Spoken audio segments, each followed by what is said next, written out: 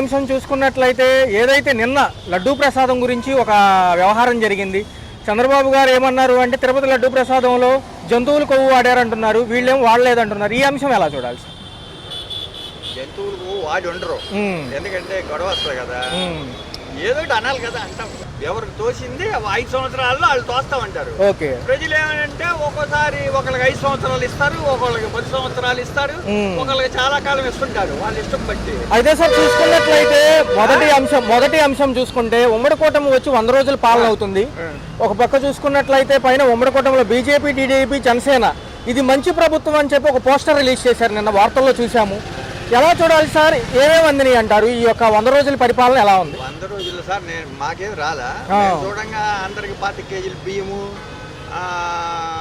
అయ్యే ఒక ప్యాకెట్లు ఇచ్చారు, మిగతా వాళ్ళు కూడా ఇచ్చారు. అది సార్ విపత్తుకు సంబంధించి ప్యాకేజీ ప్రకటించారు. ఒక పక్క చూసుకున్నట్లయితే 25,000 కాడి నుంచి 1,50,000 వరకు జీఎస్టీ కట్టే వాళ్ళకి కూడా ఇస్తామంటున్నారు. 25,000 నుంచి 1,50,000 వరకు ఆర్థిక సహాయం ప్రకటించాము, స్లాబుల వారీగా అంటున్నారు. సరిపోతుందంటారా అది? ఇంకా వాళ్ళకి తోచినంత మనం సరిపోయింది చాలంది, వాళ్ళు అంతే వాళ్ళంటే అంత ఇస్తుంటారు, మనం ఇంక చెప్పేది ఏమీ లేదు. అయితే ఏపీ వ్యాప్తంగా సెప్టెంబరు, అక్టోబర్ 1 నుంచి కూడా చూసుకున్నట్లయితే కొత్త నూతన మద్యం పాలసీ తీసుకొస్తున్నారు. 99 రూపాయలకే మద్యం అంటున్నారు. ఏం మద్యం అది? అది కాదు సార్, ఏం కంపెనీ? అంటే కంపెనీలు అంటే పాత బ్రాండ్లు కాకుండా అన్ని కొత్తవి నాణ్యత అంటున్నారు. దాని గురించి ఏమన్నారు సార్? అంటే పాత ప్రభుత్వాల్లో చూశారు, ఇప్పుడు నాణ్యతతో కూడింది ఇస్తామంటున్నారు. రెండో చూసుకున్నట్లయితే పొద్దున్న 10 కాడి నుంచి రాత్రి 10 వరకు ఉంటాయి అంట. డ్రింక్ చేసే వాళ్ళకి అది సంతోషం, అది అందుకంటే కొంత విశ్లేషణ అంటే పాత ప్రభుత్వాల్లో చూస్తున్నారు కాబట్టి వాళ్ళు వచ్చేసేమో మానేయాలని పెంచాను అన్నారు. వాళ్ళు మీరేం చేసినా మానేయరు జనం, అందుకని వీళ్ళు పాత డబ్బులకే ఇస్తామన్నారు కదా, పాత రేట్లకే, అందుకని వీళ్ళు మాట ప్రకారం చేస్తున్నారు. అంటే ఇంకో అంశం కూడా చెప్పారు సార్, పాత ప్రభుత్వంలో రేట్లు ఎక్కువ ఉండటం వల్ల యువత గంజాయికి బానిసయ్యారు, అలా చేయకుండా ఉండటానికి తగ్గించామంటున్నారు. మరి ఏదో ఒకటి వీళ్ళకి ఈ మత్తు సేవించే వాళ్ళకి ఏదో ఒకటి కావాలి, అందుకని దేనికో దానికి వెళ్ళిపోతుంటారు వాళ్ళు. ఆ గవర్నమెంట్లు కూడా ఏం చేయలేవు, అట్టుకుంటుంటారు, మళ్ళీ ఎక్కడో వస్తా ఉంటది.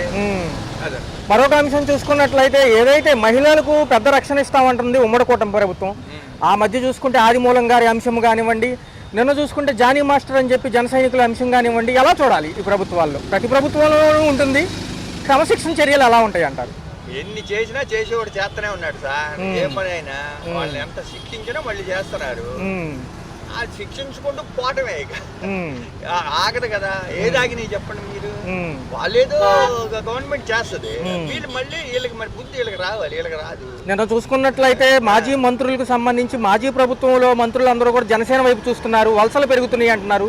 రాబోయే కాలంలో ఎలా ఉండబోతుంది? 5 years ఒక దాంట్లో ఉంటారు కదా, ఇంకొకరు రాగానే ఇంకో దాంట్లోకి వెళ్తుంటారు, అది కామనే కదా. ఇంకా దానిలో ఏముంది, అన్ని కామన్. గవర్నమెంట్ రూలింగ్ లో ఉంటే దాంట్లోకి వెళ్ళిపోతుంటారు, మళ్ళీ ఇటు వస్తారు, అటు వస్తే కామన్. అది మరొక అంశం చూసుకుంటే బుడమేరు పటిష్టతకి పొరుగు రాష్ట్రం తరహాలోనే, హైడ్రా తరహాలోనే క్రమబద్ధీకరణ చేస్తాము, అంతా కూడా పటిష్టత చేస్తాము అంటున్నారు. ఇక్కడ ప్రజలు అలా స్వాగతిస్తారంటారు కూల్చివేతలకు, అక్రమ కట్టడాలు కూల్చివేత. గవర్నమెంట్ తలుచుకుంటే సహకరించడం అంటే ఏమి లేదు. అప్పుడు అక్కడ చాలా కాలం తర్వాత చేశారు కదా తెలంగాణలో, ఇక్కడ వాళ్ళ మనసులో చేయాలనిస్తే చేసేస్తారు, ప్రజలు గీజలు ఏముండదు. అక్కడ విస్తరణతో పోల్చుకున్నట్లయితే ఇక్కడ బుడమేరు అనేది విజయవాడ కాడి నుంచి కొల్లేరు వరకు ఉంది. సో చూసుకున్నట్లయితే 1000 కోట్లు అంచనా వేసుకున్నామంటున్నారు. దీనికి సంబంధించి ప్రజల వైపు నుంచి ఎలా ఉండబోతుందంటే? 1000 కోట్లు అంచనా బాగు చేయడానికి ఎలా ఉండబోతుంది? ప్రజలు ఆహ్వానిస్తారా? వాళ్ళేమి రారు, ప్రజలు చేసుకుంటే పాడవే అంతే. ఒక పక్క చూసుకుంటే డిప్యూటీ సీఎం గారి పనితీరు కానివ్వండి, ఒక పక్క 74 ఏళ్ల వయసు ఉన్న చంద్రబాబు నాయుడు గారి పనితీరు 100 రోజుల్లో ఎలా ఉంది? ఇప్పుడు ఇంకా అవ్వలేదండి, ఇప్పుడు స్టార్ట్ అవుతుంది. ఆ 100 రోజులు అంటారా, ఇంకా ఎలా చేయాలి ఏంటి అని ఆలోచనలోనే ఉంటది కదా, ఇక్కడ నుంచి స్టార్ట్ అవ్వాలి. అది. సో మీకు నచ్చిన అంశాలు ఏంటి?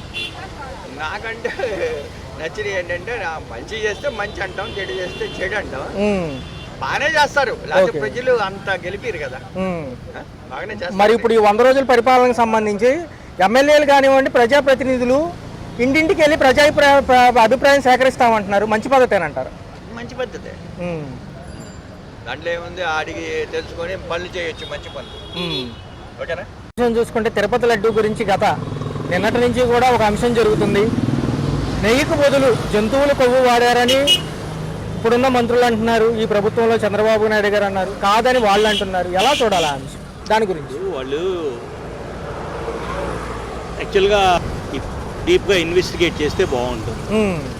అంతేగాని వాళ్ళు ఏదో చెప్పారని వీళ్ళు ఏదో చెప్పారని సోషల్ మీడియాలో వచ్చి మనం అదంతా గందరగోళం సృష్టించడమే తప్ప అసలు రియల్ ఇన్వెస్టిగేషన్ అనేది జరగల. ఇంకా దాని మీద ఇన్వెస్టిగేట్ జరగాలి. ఒక రకమైన రూమర్స్ ఉన్నాయి, అది రూమరా లేకపోతే యథార్థమా అనేది వాళ్ళు స్పష్టంగా ఇన్వెస్టిగేట్ చేయాలి. దాన్ని చేసి దాని ప్రకారంగా ఒక నిర్ణయం తీసుకోవాలి. ఇప్పుడు మీడియా అంతా కూడా నమ్మటానికి వీలు లేకుండా ఒక్కొక్కళ్ళు ఒక్కొక్క రకంగా చెప్తున్నారు.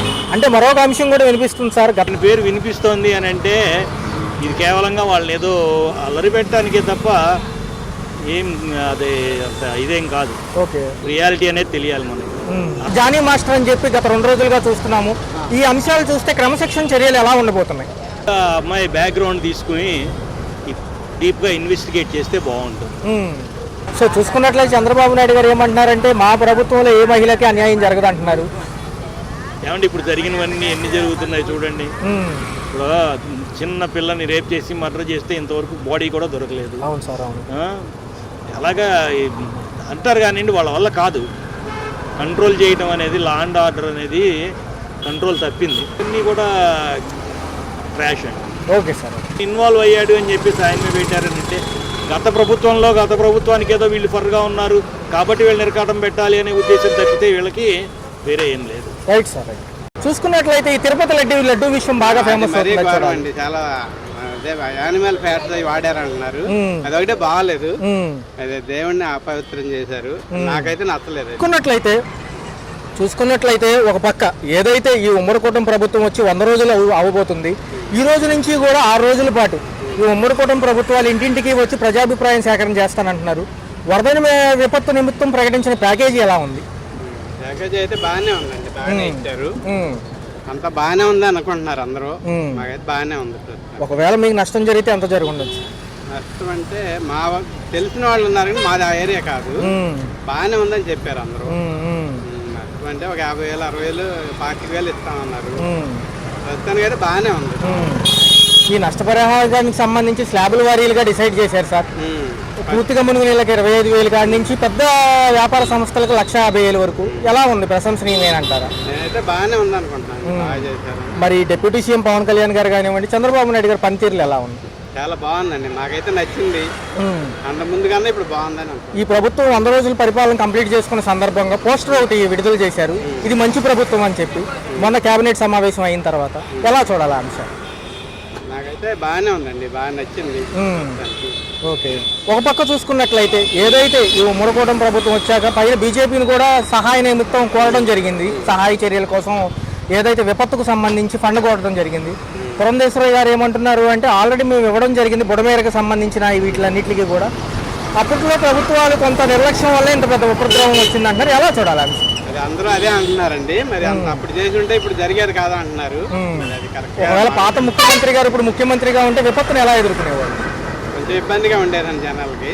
బాగానే ఉంది, ప్రస్తుతం బాగా చేశారు అనుకుంటున్నాను. మరి చూసుకున్నట్లయితే దీపావళి నుంచి 3 గ్యాస్ సిలిండర్ల పథకం అమలు చేస్తామంటున్నారు. మహిళలకు ఎలా ఉండబోతుంది సార్? బాగుందండి, ఇస్తే బాగానే ఉంటుంది. మరొక అంశం చూసుకున్నట్లయితే నిన్న ఏదైతే చూసామో మాజీ ప్రభుత్వాల నుంచి వలసలు పెరుగుతున్నాయి జనసేన వైపు. ఎలా చూడాలి ఆ అంశం? వలస అంటే మంచి వాళ్ళని తీసుకోవాలండి. మళ్ళీ వాళ్ళందరూ ఇటు వస్తే మళ్ళీ ఇబ్బంది అవుతుంది. కొంచెం మంచి వాళ్ళనే తీసుకోవాలి అందులో కూడా చూసి. మరొక పక్క చూసుకున్నట్లయితే ఏదైతే మహిళలకు పెద్దపీట వేశామో ఈ ప్రభుత్వంలో అంటున్నారు. మొన్న ఆదిమూలం గారి విషయం కానివ్వండి, నిన్న జానీ మాస్టర్ అనే డ్యాన్స్ మాస్టర్కి సంబంధించి మహిళ పైన లైంగిక వేధింపులు అన్నారు. క్రమశిక్షణ చర్యలు ఎలా ఉంటాయి? ఎమ్మటే సస్పెండ్ చేస్తున్నారు కదండి. ముందు కూడా వాళ్ళు చేశారు, ఎమ్మటే వీళ్ళని కూడా చేశారు. అంతకుముందు అలా చేయలేదు, ఇప్పుడైతే ఎమ్మటే సస్పెండ్ చేసేస్తున్నారు. ఈ విపత్తు సమయంలో వాలంటీర్లు ఉంటే ఎలా ఉండేది అంటున్నారు చాలా మంది. వాలంటీర్లు ఉంటే బాగుండేదండి. వీళ్ళు కూడా బాగానే చేశారు. సచివాలయం సిబ్బంది కానీ అందరూ బాగానే చేశారు.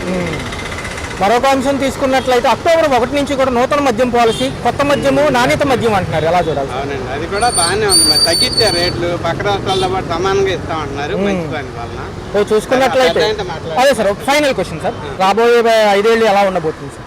బాగుంటుందని ఆశిస్తున్నామండి.